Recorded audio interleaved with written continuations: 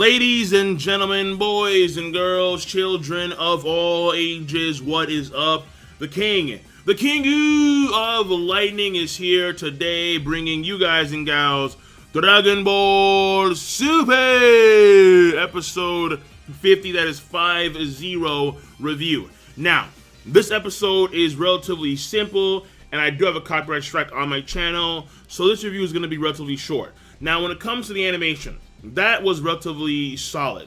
Nothing was too crazy. There were a few scenes that were well animated, like for example, Goku doing corkscrews to avoid the energy volleys that Goku Black was firing at him, and the same thing would apply for Goku Black as well. Then you have that one scene where Goku Black does his final power-up, and then his ki gains like a deep purple, blackish aura, and how he rushes Goku, who just deflected an attack up to the sky. So that was a good scene as well.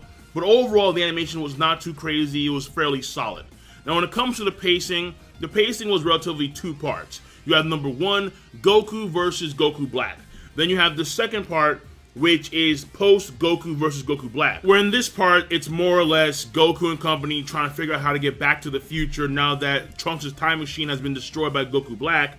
Then you have Bulma go off on her own, and she actually finds like the old Cell time machine. That was pretty cool. Like, I forgot about that time machine completely.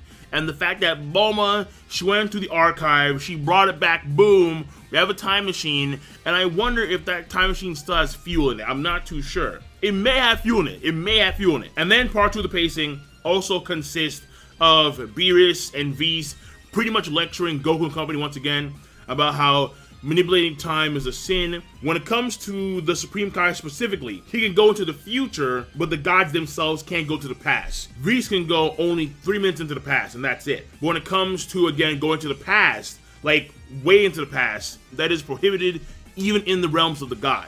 But ultimately, manipulating time is a grievous sin. But honestly, I still do have a problem with this, because it's still not being mentioned, where you have multiple timelines. Again, in the original story of Dragon Ball Z, or Dragon Ball, the fact that Trunks went to the past, he tried to change the past, he realized that the past that he was experiencing now was a different past than what he experienced in the alternate timeline, and then we find out that the events in this timeline did not affect the future events of the alternate timeline.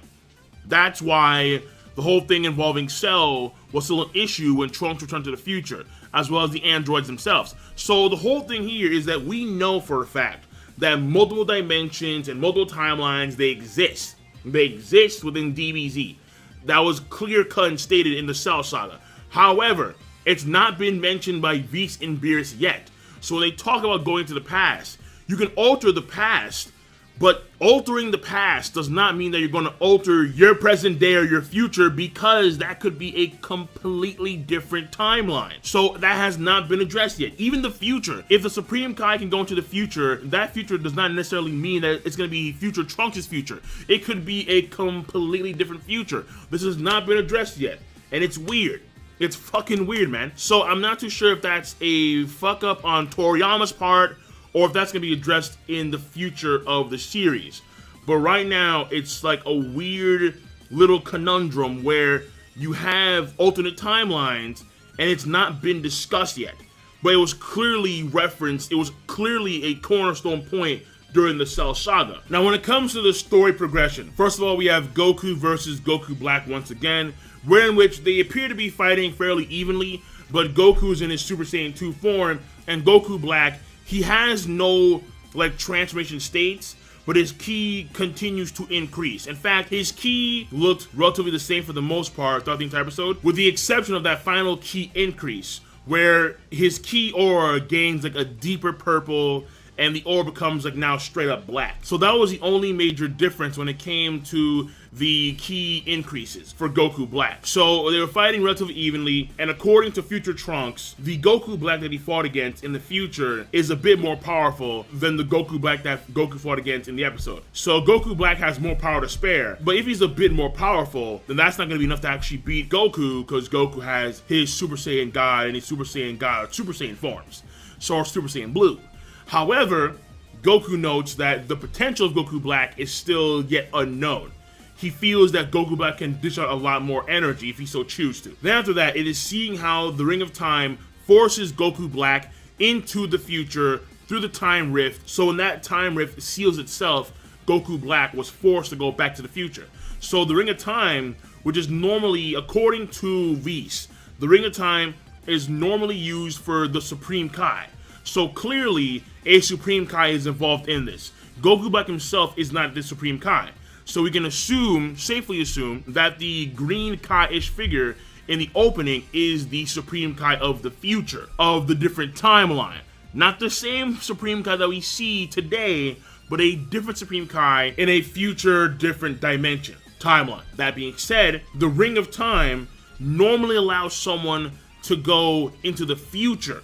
However, because Goku Black needed to track where Trunks was, the Ring of Time led him to the past via the space-time distortion that future Trunks created via the time machine. And from our understanding, only the Supreme Kai has that ring. So it is important to note here that mainly the Ring of Time is an object that is associated with the gods. Finally, it is Bulma finding the Cell time machine that she kept in a capsule like a long time ago. And then after the new ending, we see in the future Mai, her hand twitches, Mai's alive. So I call that. I mean, to me, it was fairly obvious. Like, you're not gonna have Mai be one of the cornerstone figures in the opening and then have Mai die first time round in this arc. It makes no sense at all.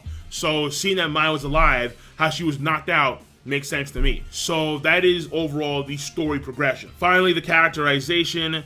There is some for Vegeta, which I did like seeing, where, you know, Vegeta, he's really doing the father thing well. I would think far better than Goku. Goku, he's, as a dad, not that good at all. But Vegeta, he's there. Even for his future kid, he's still his kid. Don't give up. We'll find a way. Where there's a will, there's a way. Okay, Vegeta, not bad at all. So that's more, I guess, reaffirmation that Vegeta, even though he's a Saiyan and he's hard-headed as all hell, he's a pretty decent dad. Moving on from there, we have Goku Black. And Goku Black, he does have characteristics of Goku, not just in appearance, but also in how he enjoys fighting a lot. He is not using his full power off the gate because he's testing Goku as Goku is testing him, and how they're going back and forth, and his ki continues to increase, and all the while Goku himself continues to fight better. So you see how that same-ish trait of not fighting all out, of fighting on the same level as the other person, and you do so to enjoy the fight, to drag out the fight, and you transform only if needed. That is something that is very Saiyan, very Goku-ish. And Goku Black has those characteristics. However, it is important to note what Beer said, how this is not a Son Goku versus Son Goku fight.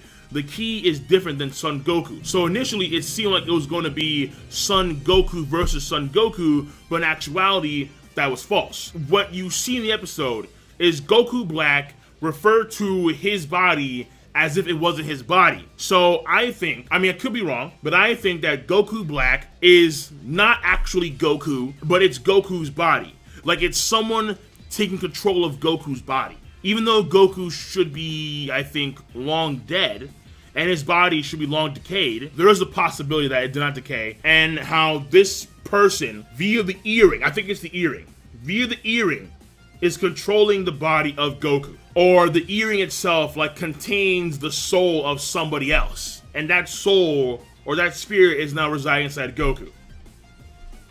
Possibly. There's a whole host of reasons, but that's going to be explained by that Supreme Kai-ish figure in the future, whose name we know now based on an article on Saiyan Island, but I'm not going to say it because, again, it's not revealed in the story itself. But that's what I'm thinking. Someone's controlling Goku's body. That's the way it seems to be. Now, also for Goku Black, I want to point out how he is very perceptive. Like, when he hears Trunks yell, "The time machine," once he knocks back Goku into the ground and he sees the time machine flop over, he makes the deduction that that's time machine right there. That's what Trunks used to get to the past. So before I'm forced back into the future, I'm going to destroy that so Trunks can no longer be a thorn in my side. So I can continue to destroy the human race in the future planet Earth. So again, Goku Black, you see how even though he has these traits of Goku, in many ways he's the inverse of Goku, I would say. Where I don't think Goku would even recognize that. Whereas Goku Black, compared to Goku, I'm not gonna say that he's a genius, but again, compared to Goku, Goku Black appears to be far more analytical and far more perceptive. So that's it for the characterization. I'm done. So the episode overall, I thought it was solid. It was a good episode, and I'm done. So King Laning, rate the video, comment, and subscribe as always. Peace. Have a nice goddamn day.